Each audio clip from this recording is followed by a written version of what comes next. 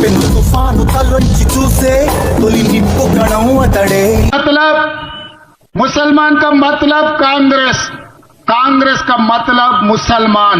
అబ్బా అబ్బా అబ్బా ఆహా అట్లా.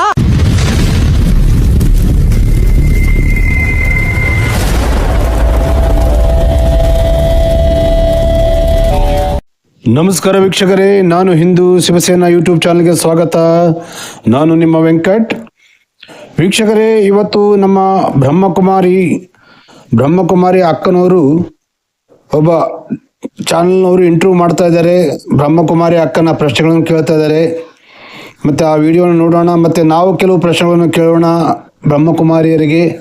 ಮತ್ತು ನಮ್ಮ ಪ್ರಶ್ನೆಗಳಿಗೆ ಉತ್ತರ ಕೊಡ್ತಾರೋ ಇಲ್ಲೋ ನೋಡೋಣ. ಯಾಕಂದರೆ ಅವರು ಪ್ರಪಂಚಕ್ಕೆ ಜ್ಞಾನ ಹಂಚಲಿದ್ದಾರೆ. ದೇವರು ನಿರಾಕಾರ ಶಿವಪರಮಾತ್ಮ ಬಗ್ಗೆ ಜ್ಞಾನ ಕೊಡ್ತಾರೆ. ಆದರೆ ಇವರು ಶಿವಪರಮಾತ್ಮ ದಾದಾ ಲೇಖರಾಜ್ ಅಂತ ಹೇಳ್ತಾರೆ ತ್ರಿಪಾಠಿ, ಆತನೇ ಇವರ ಪರಮಾತ್ಮ ಅಂತ ಏನ್ರಿ. ಯಾಕಂದರೆ ಶಿವಪರಮಾತ್ಮ ಎಂಬುದು ಹೆಸರಿಗೆ ಮಾತ್ರ ತಗೊತಾರೆ ಹೊರತು ಇವರ ಆಶ್ರಮದಲ್ಲಾಯಿತು, ಇವರು ಹೇಳುವ ಕಾರ್ಯಕ್ರಮದಲ್ಲಿ ಆಯಿತು, ಯೂಟ್ಯೂಬ್ನಲ್ಲಿ ಹೇಳುವುದಾಯಿತು, ಹಿಂದೆ ಶಿವಪರಮಾತ್ಮನ ಇವರು ಶಿವಲಿಂಗನ ಪೂಜಿಸೋರಾದರೆ, ಧ್ಯಾನ ಮಾಡುವವರಾದರೆ ಆ ಶಿವಪರಮಾತ್ಮ ಶಿವಲಿಂಗನ ಚಿತ್ರವನ್ನೇ ಇಡಬೇಕಲ್ಲ. ಆದರೆ ಶಿವಲಿಂಗ ಚಿತ್ರವನ್ನು ಇಡುವುದಿಲ್ಲ ಇವರು. ಯಾರು ಈ ಲಿಂಗ ಇಡ್ತಾರೆ? ಈ ದಾದಾ ಲೇಖರಾಜ್ ಎಂಬ ಫೋಟೋವನ್ನು ಇಡ್ತಾರೆ, ಹೌದಲ್ವಾ? ಅಂದರೆ ಇವರು ಶಿವಪರಮಾತ್ಮ ಒಂದು ಹೆಸರು ಅಷ್ಟೇ, ಆದರೆ ಇವರು ಶಿವಪರಮಾತ್ಮ ದಾದಾ ಲೇಖರಾಜ್. ಅರ್ಥ ಆಯ್ತಲ್ಲ ವೀಕ್ಷಕರೇ? ಸೊ ಮತ್ತು ನಮ್ಮ ಬ್ರಹ್ಮಕುಮಾರಿ ಅಕ್ಕ ಅವರು ಏನು ಜ್ಞಾನ ಕೊಡ್ತಾ ಇದ್ದಾರೆ ಮತ್ತು ಟಿ ವಿ ಅವರಿಗೆ ಕೇಳಿಕೊಂಡು ಮತ್ತು ನಮ್ಮ ಸ್ವಲ್ಪ ಪ್ರಶ್ನೆಗಳನ್ನು ಕೇಳೋಣ. ಮತ್ತು ಅಕ್ಕನವರು ಪ್ರಶ್ನೆಗೆ ಉತ್ತರ ಕೊಡ್ತಾರೋ ಇಲ್ಲ ನೋಡೋಣ, ಸರಿನಾ? ಬನ್ನಿ ಅಕ್ಕನವರೇ. ಯಾಕೆ ಬ್ರಹ್ಮಕುಮಾರಿ ಮದ್ವೆ ಆಗಲ್ಲ? ಮದ್ವೆ ಅಂದ್ರೆ ಬಂಧನನ ಅಥವಾ ಮೋಕ್ಷನ? ಸುಮಾರು ಜನ ಕೆಲವೊಬ್ರು ಹೇಳ್ತಾರೆ, ನಿನಗೆ ಮೋಕ್ಷ ಬೇಕು ಅಂದ್ರೆ ಮದ್ವೆ ಆಗಿರ್ಲೇಬೇಕು ಅಂತ ಹೇಳ್ತಾರೆ. ಇಲ್ಲ, ಮದ್ವೆ ಆಗದೆ ಇರೋರು ತುಂಬಾ ಖುಷಿಯಾಗಿರ್ತಾರಂತ.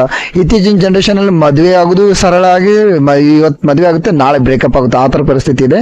ಸೊ ಇಂಥ ಒಂದು ಸಿಚುವೇಶನ್ ಅಲ್ಲಿ ಬ್ರಹ್ಮಕುಮಾರಿ ಎಂಬ ಸಂಸ್ಥೆಯಲ್ಲಿ ಯಾಕೆ ಅಕ್ಕಂದ್ರು ಆಯ್ತು ಅಥವಾ ಅಣ್ಣಂದ್ರು ಆಯ್ತು ಮದ್ವೆ ಆಗೋದಿಲ್ಲ? ಒಂದು ಕ್ವಶನ್ ನನ್ನ ತಲೆಯಲ್ಲಿತ್ತು, ಆ ಕ್ವಶನ್ ಈ ಅಕ್ಕವರಿಂದಾನೇ ಕೇಳೋಣ. ಓಂ ಶಾಂತಿ. ಪ್ರಜಾಪಿತ ಬ್ರಹ್ಮಕುಮಾರಿಸ್ ಈಶ್ವರೀಯ ವಿಶ್ವವಿದ್ಯಾಲಯ. ಸೊ ಕೇಳಿದ್ರಲ್ಲ ವೀಕ್ಷಕರೇ, ಅಕ್ಕ ಏನು ಹೇಳ್ತಾ ಇದ್ದಾಳೆ? ಪ್ರಜಾಪಿತ ಬ್ರಹ್ಮಕುಮಾರಿ ಈಶ್ವರೀಯ ವಿಶ್ವವಿದ್ಯಾಲಯವಂತೆ. ಪ್ರಜಾಪಿತ ಅಂದ್ರೆ ಯಾರು ಅಕ್ಕ? ಸ್ವಲ್ಪ ಅದನ್ನ ಹೇಳ್ಬೇಕಲ್ಲ. ಪ್ರಜೆಗಳಿಗೆಲ್ಲ ಪಿತ ಯಾಕೆ ಆಗ್ತಾನೆ ಆತ? ಹೌದಲ್ಲ ವೀಕ್ಷಕರೇ? ಇದು ತಪ್ಪಲ್ವಾ? ಪ್ರಜೆಗಳಿಗೆಲ್ಲ ಪಿತನ ಹೆಂಗೆ ಮಾಡ್ತಾರೆ ಅವರು? ನಮ್ಮ ಪಿತ ನಮ್ಮಲ್ಲಿ ಇದಾನ, ನಮ್ಮ ಪಿತ ನಮ್ಗೆ ಗೊತ್ತಿದೆ, ನಮ್ಗೆ ಯಾರು ಹುಡ್ಸ್ಯಾರ ನಮ್ಗೆ ಗೊತ್ತದ. ಪ್ರಜಾಪಿತ ಆತ ಯಾಕೆ ಆಗ್ತಾನೆ? ಹೌದಾ ಇಲ್ವಾ ವೀಕ್ಷಕರೇ? ನೀವು ಪ್ರಜಾಪಿತ ಅಂತ ನೀವು ಇಡೋದು ನಿಮ್ಗೆ ಅಧಿಕಾರ ಇಲ್ಲಲ್ಲ. ನೀವು ಬ್ರಹ್ಮಕುಮಾರಿಯರೇ ಪಿತ ಅಂತ ಇಟ್ಕೊಳ್ರಿ, ತಪ್ಪಿಲ್ಲ, ಯಾರು ಕೇಳೋದಿಲ್ಲ. ಹೌದಲ್ಲ ವೀಕ್ಷಕರೇ? ನಾವು ಪ್ರಜೆಗಳು, ನಮ್ಗೆ ಯಾಕೆ ಆತ ಪಿತ ಆಗ್ತಾನೆ? ಹೌದಲ್ಲ ವೀಕ್ಷಕರೇ? ಮತ್ತೊಂದು ಈಶ್ವರೀಯ ವಿಶ್ವವಿದ್ಯಾಲಯ ಅಂತ ಹೇಳಿದ್ರು. ವಿಶ್ವವಿದ್ಯಾಲಯ ಅಂತ ಹೆಸರಿಟ್ಕೊಳ್ಳೋದಕ್ಕೆ ಇವ್ರಿಗೆ ಅಧಿಕಾರ ಕೊಟ್ಟವ್ರು ಯಾರು? ಅಂದರೆ ಪರ್ಮಿಷನ್ ಕೊಟ್ಟವ್ರು ಯಾರು?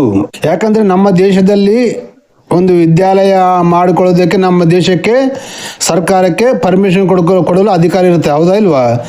ಇಡೀ ವಿಶ್ವಕ್ಕೆ ವಿಶ್ವವಿದ್ಯಾಲಯ ಅಂತ ಇಟ್ಕೊಳ್ಳೋದಕ್ಕೆ, ಅದಕ್ಕೆ ಪರ್ಮಿಷನ್ ಕೊಡೋದಕ್ಕೆ ಯಾವ ದೇಶಕ್ಕೂ ಅಧಿಕಾರ ಇಲ್ಲ, ಹೌದಾ ಅಲ್ವಾ ವೀಕ್ಷಕರೇ? ಸೊ ಈ ಬ್ರಹ್ಮಕುಮಾರಿ ತಮ್ಮ ಮನಸ್ಸಿಗೆ ಬಂದಿದ್ದು ಇಟ್ಕೊಳ್ತಾರೆ. ಮತ್ತು ಯಾಕಂದರೆ ಯಾರು ಹೇಳೋರಿಲ್ಲ ಕೇಳೋರಿಲ್ಲ, ಹೌದಲ್ಲ ವೀಕ್ಷಕರೇ? ಸೊ ಅಕ್ಕವರೇ, ಪ್ರಜಾಪಿತ ಯಾರು ಅದನ್ನು ಹೇಳಿ, ಆ ಪ್ರಜಾಪಿತ ಎಂಬುದು ಹೆಸರು ತೆಗೆದು ಬ್ರಹ್ಮಕುಮಾರಿಯರ ಪಿತ ಅಂತ ಇಟ್ಕೊಳ್ರಿ, ಸರಿನಾ? ಸರ್ ಮುಂದೆ ಕೇಳಿ. ಈ ವಿದ್ಯಾಲಯದಲ್ಲಿ ಎಲ್ಲರೂ ವಿದ್ಯಾರ್ಥಿಗಳು, ಆದ್ರೆ ಇದು ಗೃಹಸ್ಥ ಜೀವನದಲ್ಲಿದ್ದು ಈ ರಾಜಯೋಗದ ಅಭ್ಯಾಸ ಮಾಡೋದನ್ನ ಇಲ್ಲಿ ಕಲ್ಸ್ಕೊಡ್ಲಾಗತ್ತೆ. ಸಾಮಾನ್ಯವಾಗಿ ಒಂದು ಅಪನಂಬಿಕೆಗಳು ಏನು ಅಂತ ಹೇಳಿದ್ರೆ, ಬ್ರಹ್ಮಕುಮಾರಿಸ್ ಅಂದ್ರೆ ಮದ್ವೆ ಆಗಲ್ಲ, ಅಲ್ಲಿಗೆ ಹೋದವ್ರು ಮದ್ವೆ ಆಗಬಾರ್ದು, ಅಥವಾ ಅಲ್ಲಿ ಹೋದ್ರೆ ಮನೆ ಸಂಬಂಧಗಳು ಎಲ್ಲ ಬಿಟ್ಟು ವೈರಾಗಿಗಳಾಗಿ ಹೊರಟೋಗ್ಬಿಡ್ತಾರೆ. ಅದಕ್ಕೆ ಎಷ್ಟೊಂದ್ ಜನ ಕ್ಲಾಸಿಗೆ ಕರ್ಕೊಂಡೇ ಬರಲ್ಲ.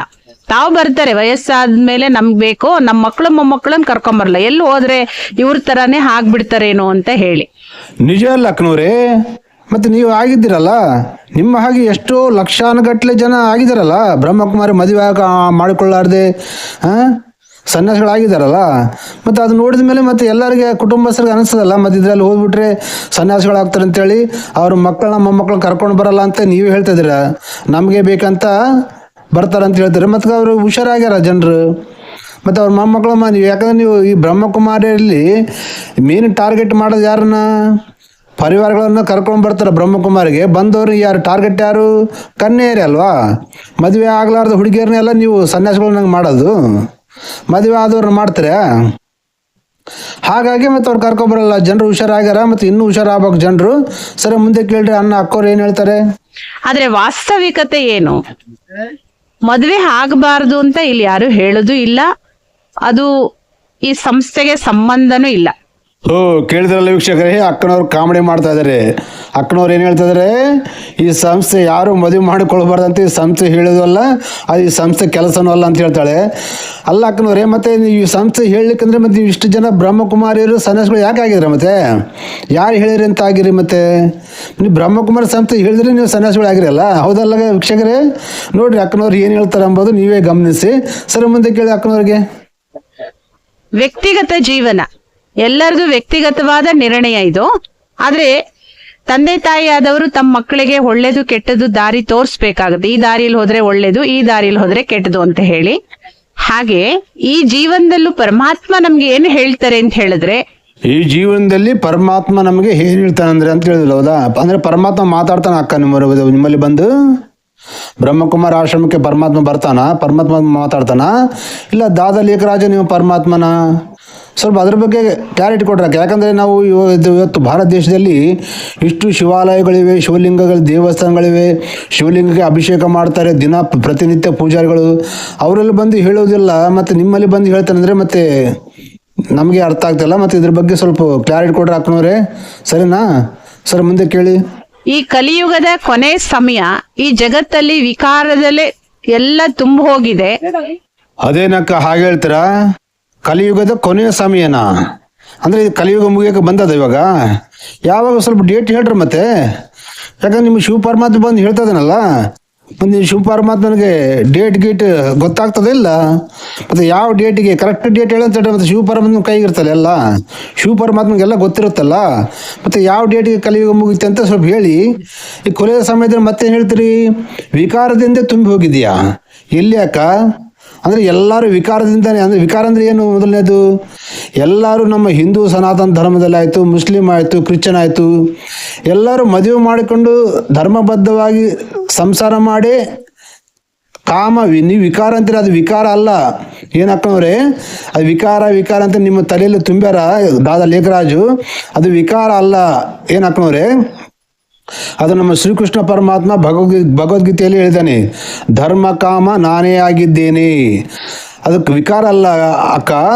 ಮದುವೆ ಮಾಡಿಕೊಂಡು ಧರ್ಮಬದ್ಧವಾಗಿ ಶಾಸ್ತ್ರಬದ್ಧವಾಗಿ ಮದುವೆ ಮಾಡಿಕೊಂಡು ಧರ್ಮ ಪತಿ ಇಬ್ಬರು ಸಂಭೋಗ ಮಾಡಿ ಸಂಸಾರ ಮಾಡಿ ಮಕ್ಕಳನ್ನು ಹುಟ್ಟಿಸಿದ್ರೆ ಅದು ಸೃಷ್ಟಿಯ ಕಾರ್ಯ, ಸಾಕಾರ, ದೈವ ಕಾರ್ಯ ಅಂತ ಹೇಳ್ತಾರೆ. ಅದನ್ನು ವಿಕಾರ ಅಂತ ಅನ್ನಬಾರ್ದು. ವಿಕಾರ ಯಾವಾಗ ಆಗುತ್ತೆ? ಮಿತಿಮೀರಿ ಅತಿಯಾಗಿ ಮನಸ್ಸಿಗೆ ಬಂದಂತೆ ಮನಸ್ಸಿಗೆ ಬಂದವ್ರ ಜೊತೆ ಬಲಾತ್ಕಾರ ಮಾಡುವುದು, ಮನಸ್ಸಿಗೆ ಬಂದವ್ರ ಜೊತೆ ಮಾಡುವುದು ವಿಕಾರ ಆಗುತ್ತೆ. ಹೌದಲ್ಲ? ನೀವು ಪ್ರತಿಯೊಂದನ್ನು ವಿಕಾರ ಅಂತ ಹೇಳಿದ್ರೆ ದೊಡ್ಡ ತಪ್ಪಲ್ಲಕ್ಕ, ಹೌದಲ್ಲ ವೀಕ್ಷಕರೇ? ಸರಿ, ಮುಂದೆ ಕೇಳಿ. ಅನೇಕ ಪ್ರಕಾರದ ದುಃಖ ಅಶಾಂತಿಗೆ ಕಾರಣನೇ ಮನುಷ್ಯನಲ್ಲಿರೋ ಮನೋವಿಕಾರಗಳು. ಅದರಲ್ಲಿ ಮೊಟ್ಟ ಮೊದಲನೇದಾಗಿ ಬಾಡಿ ಕಾನ್ಶಿಯಸ್ ಏನಿದೆ, ನಾನು ಅನ್ನೋ ಅಭಿಮಾನ, ಅದರಿಂದ ಹುಟ್ಟಿರ್ತಕ್ಕಂತಹ ಕಾಮ, ಕ್ರೋಧ, ಲೋಭ, ಮೋಹ, ಅಹಂಕಾರ, ಈ ವಿಕಾರಗಳಲ್ಲೂ ಮೊದಲನೇದಾಗಿ ಬರೋದೇ ಕಾಮ ಮಹಾಶತ್ರು. ಶ್ರೀಮದ್ ಭಗವದ್ಗೀತೆನ ಅಧ್ಯಯನ ಮಾಡ್ತೀವಿ, ಪ್ರತಿನಿತ್ಯ ಉಪದೇಶ ಮಾಡ್ತೀವಿ, ಆದ್ರೆ ಅದನ್ನ ಹೇಳ್ತೀವಿ ಕೇಳ್ತೀವಿ ಬಿಟ್ರೆ ಕಾಮ ಮಹಾಶತ್ರು ಅಂತ ತಿಳ್ಕೊಂಡಿಲ್ಲ. ಅದೇನಕ್ಕ ಹಾಗೆ ಹೇಳ್ತೀರಾ? ಭಗವದ್ಗೀತೆಯಲ್ಲಿ ಓದ್ತೀವಿ ಮಾಡ್ತೀವಿ, ಕಾಮ ದೊಡ್ಡ ಶತ್ರು ಅಂತ ಎಲ್ಲಿ ಹೇಳ್ಯಾರಕ್ಕ? ಭಗವದ್ಗೀತೆಯಲ್ಲಿ ಶ್ರೀಕೃಷ್ಣ ಪರಮಾತ್ಮ ತಾನೇ ಹೇಳಿದ್ದಾನೆ, ಧರ್ಮ ಕಾಮ ನಾನೇ ಆಗಿದ್ದೇನೆ. ಕಾಮ ಎಂಬುದು ಶತ್ರು ಅಲ್ಲ, ಕಾಮ ಎಂಬುದು ಸೃಷ್ಟಿ ಕ್ರಮ, ಸೃಷ್ಟಿ ಕಾರ್ಯ, ದೈವ ಕಾರ್ಯ. ಕಾಮ ಶತ್ರು ಯಾವಾಗುತ್ತೆ? ಅತಿಯಾಗಿ ಮಾಡಿದಾಗ ಶತ್ರು ಆಗುತ್ತೆ, ಅತಿಯಾದಾಗ ಅಮೃತವೂ ವಿಷಯವಾಗುತ್ತೆ ಅಂತ ಕೇಳಿದಿವಲ್ಲ ಅಕ್ಕನವರೇ? ಹಾಗಾಗಿ ಯಾವುದೇ ಆಗಲಿ ಮಿತದಲ್ಲಿದ್ದರೆ, ಧರ್ಮಬದ್ಧವಾಗಿದ್ದರೆ ಅದು ಸೃಷ್ಟಿ ಕಾರ್ಯ, ದೈವ ಕಾರ್ಯ. ಅದನ್ನ ನೀವು ವಿಕಾರ ಅಂತ ಹೇಳ್ಬಾರ್ದು ಅಕ್ಕನವ್ರೆ, ತಪ್ಪಾಗುತ್ತಲ್ಲ. ಪ್ರತಿಯೊಂದನ್ನು ವಿಕಾರ ಅಂದ್ರೆ ಹೇಗೆ? ಭಗವದ್ಗೀತೆಯಲ್ಲಿ ಹೇಳಿದನಲ್ಲ ಶ್ರೀಕೃಷ್ಣ ಪರಮಾತ್ಮ, ಧರ್ಮಬದ್ಧವಾದ ಕಾಮ ನಾನೇ ಆಗಿದ್ದೇನೆ, ಅದು ಸೃಷ್ಟಿ ಕಾರ್ಯವಾಗಿದೆ ಅಂತ ಹೇಳಿದ್ದಾರೆ. ಮತ್ತೆ ನಿಮ್ಮ ಪ್ರಕಾರ ಮತ್ತೆ ಕಾಮ ಶತ್ರು ಆದ್ರೆ ಮತ್ತೆ ಕಾಮನೇ ಮಾಡಬಾರ್ದಂತೆ ಮತ್ತೆ ನೀವು ಹೇಗೆ ಹುಟ್ಟಿರಿ? ಕಾಮ ಮಾಡ್ಲಿಕ್ಕಂದ್ರೆ ಕಾಮ ಇಲ್ಲಾಂದ್ರೆ ನೀವು ಹುಟ್ಟೋದಿಲ್ವಲ್ಲ ಭೂಮಿ ಮೇಲೆ, ಯಾವುದಲ್ಲ ವೀಕ್ಷಕರೇ? ಪ್ರಜೆಗಳು ಯಾರು ಹುಟ್ಟೋದಿಲ್ವಲ್ಲ, ಇಲ್ಲಿಗೆ ಸೃಷ್ಟಿ ಕಾರ್ಯ ಸೃಷ್ಟಿ ನಿಂತು ಹೋಗ್ಬಿಡ್ತಲ್ಲ. ಮತ್ತೆ ಏನು ಮಾಡೋಣ? ಮತ್ತೆ ಎಲ್ಲರ ಕಾಮನ ನಿಲ್ಲಿಸ್ಬಿಡೋಣ, ಸೃಷ್ಟಿ ಕಾರ್ಯನ ನಿಲ್ಲಿಸ್ಬಿಡೋಣ, ಹೌದಕ್ಕ? ನೀವೇ ಹೇಳಿ ಮತ್ತೆ ಇದಕ್ಕೆ ಉತ್ತರ, ಮತ್ತೆ ಮುಂದೆ ಕೇಳಿ. ಆ ಶತ್ರುನ ಎಲ್ಲರೂ ಮಿತ್ರ ಮಾಡ್ಕೊಂಡಿರೋದ್ರಿಂದ ಇವತ್ತಿನ ಈ ದುಸ್ಥಿತಿಗೆ ಕಾರಣ ಆಗಿದೆ. ಈ ಜಗತ್ತು ಒಂದ್ ಸಮಯದಲ್ಲಿ ತುಂಬಾ ಸುಖಮಯವಾಗಿತ್ತು. ಎಲ್ಲಿ ಹಾಲು ತುಪ್ಪದ ನದಿ ಹರಿತಾ ಇತ್ತು, ಹುಲಿ ಹಸು ಒಂದ್ ಕಡೆ ನೀರು ಕುಡಿತಾ ಇತ್ತು.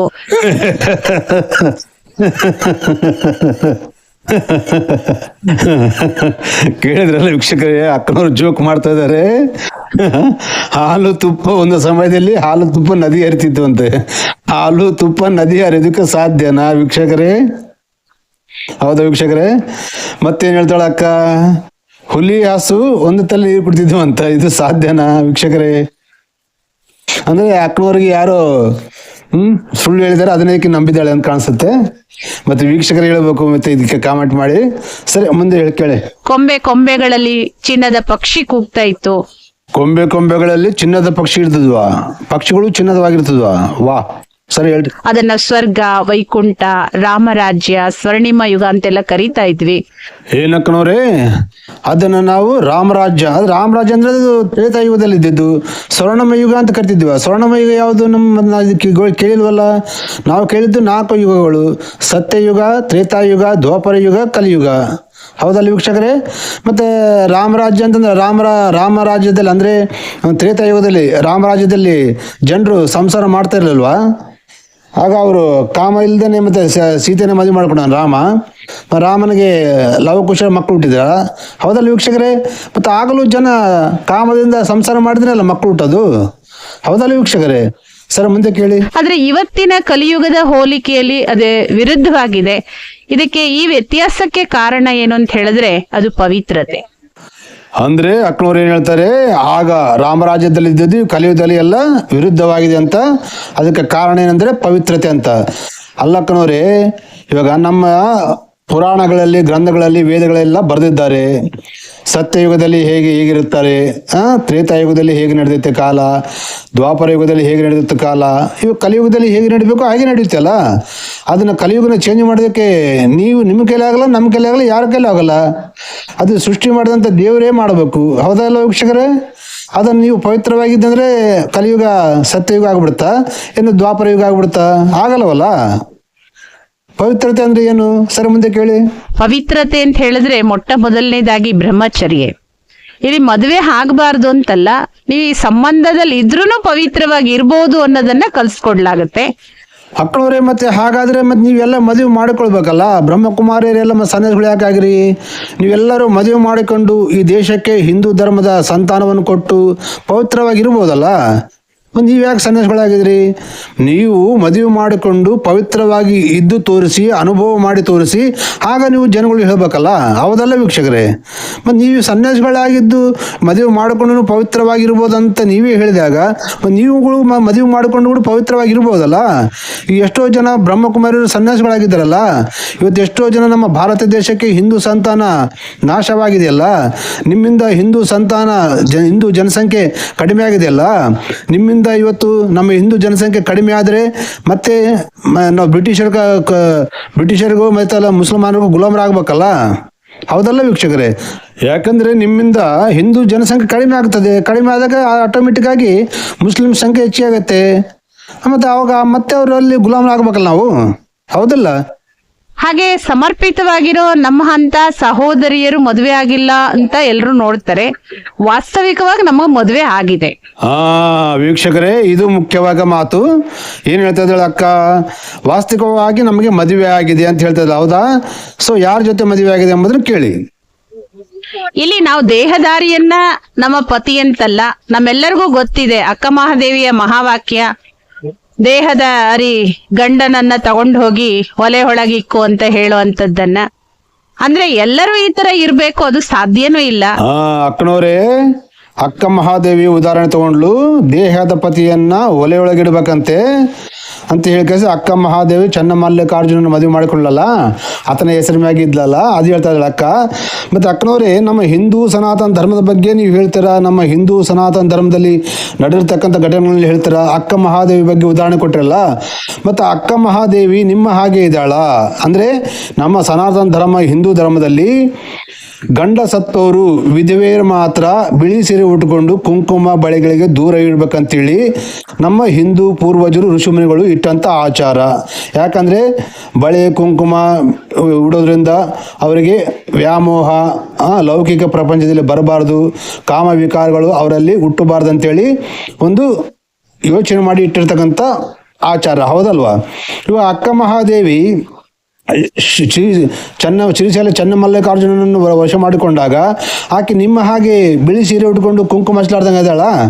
ಆಕೆ ಹಣೆ ತುಂಬ ವಿಭೂತಿ ಹಚ್ಕೊಂಡು ಕುಂಕುಮ ಹಚ್ಕೊಂಡು ಕೈಯೆಲ್ಲ ರುದ್ರಾಕ್ಷಿ ಮಾಲೆ ಹಾಕ್ಕೊಂಡು, ಹೌದಾ? ಆದಳಿಲ್ಲ. ಮತ್ತು ನೀವು ಹಾಗೆ ಇರ್ಬೇಕಲ್ವಾ? ಹೌದಲ್ಲ ವೀಕ್ಷಕರೇ? ಸರಿ, ಅಕ್ಕವ್ರ ಮುಂದೆ ಏನು ಹೇಳ್ತಾರೆ ಕೇಳೋಣ.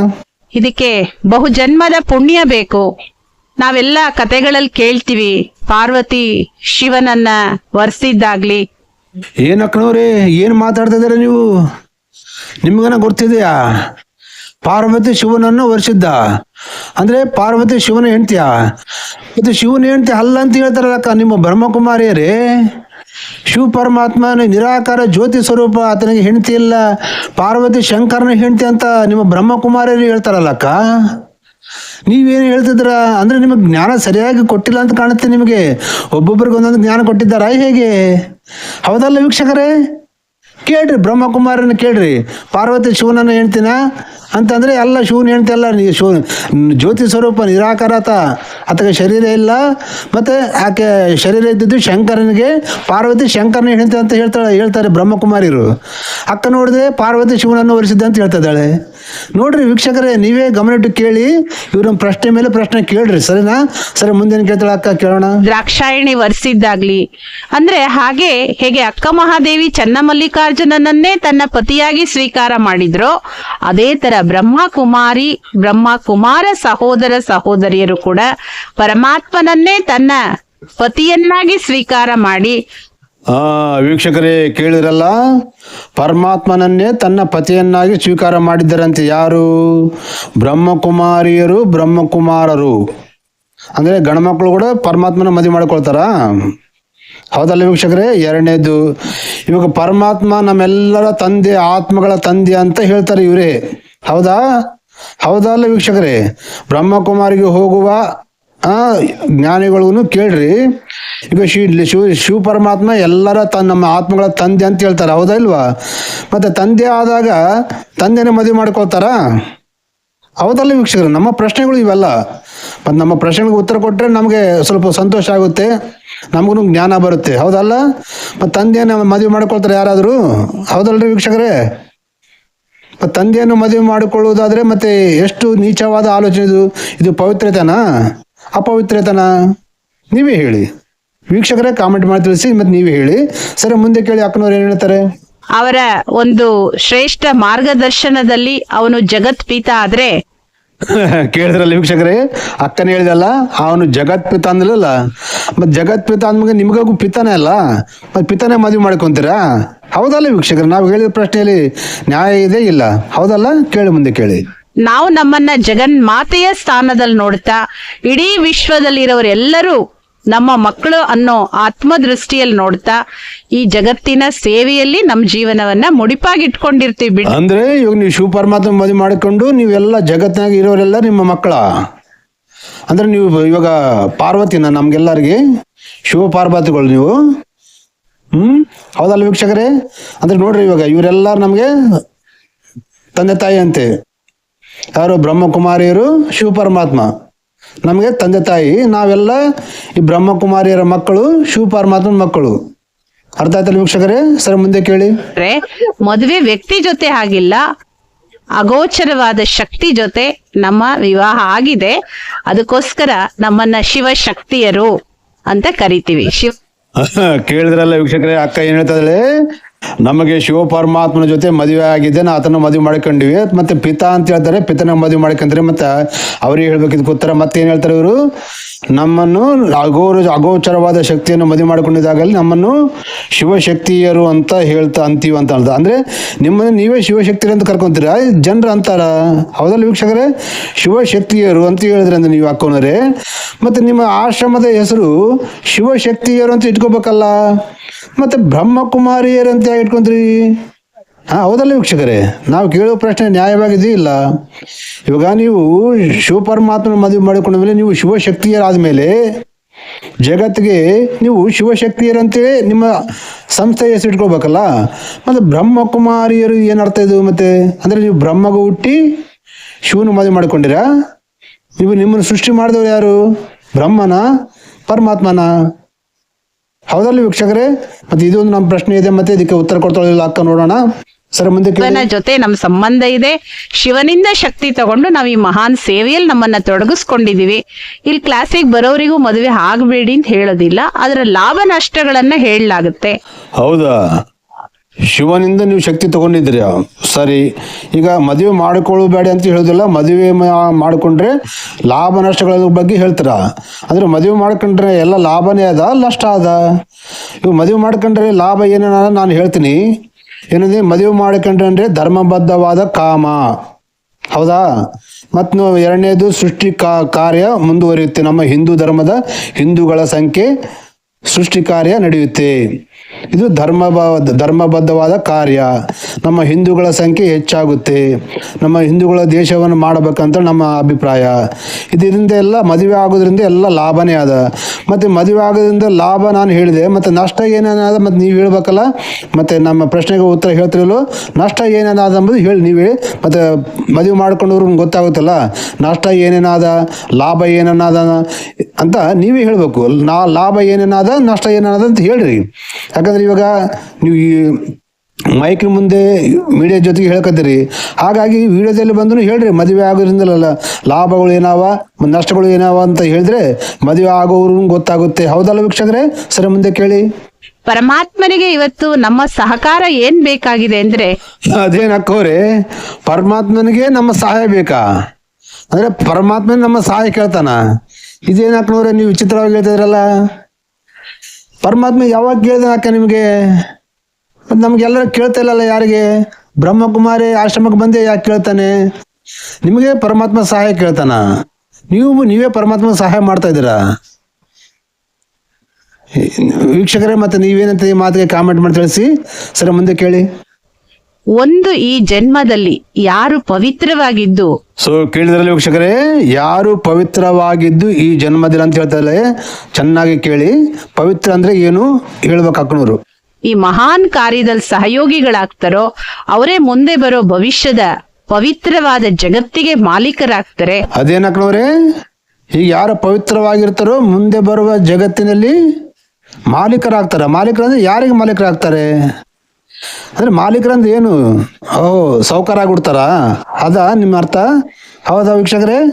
ಕಾಮೆಂಟ್ ಮಾಡಿ ಮುಂದೆ ಕೇಳಿ. ಪರಮಾತ್ಮನಿಗೆ ಒಂದು ಸಣ್ಣ ಸಹಾಯ ಅಷ್ಟೇ ಇದು.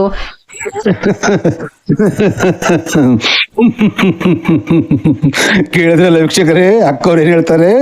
ಪರಮಾತ್ಮನಿಗೆ ಸಣ್ಣ ಸಹಾಯ ಇದು ಅಂತೆ. ಪರಮಾತ್ಮನಿಗೆ ಇವ್ರು ಸಹಾಯ ಮಾಡಕತ್ತಾರಂತೆ. ಅಲ್ಲ ಅಕ್ಕನವ್ರೆ, ಈಗ ತಾನೇ ನೀವು ಹೇಳಿದ್ರಲ್ಲ ಏನಂತೇಳಿ, ಈಗ ನಾವು ಪವಿತ್ರವಾಗಿರೋದ್ರಿಂದ ಮುಂದೆ ಭವಿಷ್ಯದಲ್ಲಿ ನಾವು ಮಾಲೀಕರಾಗಿ ಹುಡ್ತೀವಿ ಅಂತ ಹೇಳಿ ನೀವು ಹೇಳಿದ್ರಿ. ಅಂದ್ರೆ ನಿಮ್ಮ ಸ್ವಾರ್ಥಕ್ಕಾಗಿ ಮಾಡಿ ಪರಮಾತ್ಮನಿಗೆ ಸಹಾಯ ಮಾಡ್ತೀವಿ ಅಂತ ಹೇಳ್ತಿದ್ರಲ್ಲ ಅಕ್ಕನವ್ರೆ. ಹೌದಲ್ಲ ವೀಕ್ಷಕರೇ? ಇವರು ಸ್ವಾರ್ಥ ಆದಲ್ಲಿ ಇಲ್ಲಿ ಪವಿತ್ರವಾಗಿದ್ರೆ ಮುಂದೆ ನಾವು ಭವಿಷ್ಯದಲ್ಲಿ ಮಾಲೀಕರಾಗಿ ಹುಡ್ತೀವಿ ಅಂತ ಈಕಿನ ಹೇಳಲಿಲ್ಲ. ಅಂದ್ರೆ ನಿಮ್ಮ ಸ್ವಾರ್ಥಕ್ಕಾಗಿ ಮಾಡೋದು ಹೇಳೋದಿಲ್ಲ. ಹೌದಲ್ಲ ವೀಕ್ಷಕರೇ? ಪರಮಾತ್ಮನಿಗೆ ನಾವು ಸಹಾಯ ಮಾಡ್ತೀವಿ ಅಂತ ಹೇಳ್ತಾ ಇದ್ದಾರೆ ಈಕಿ.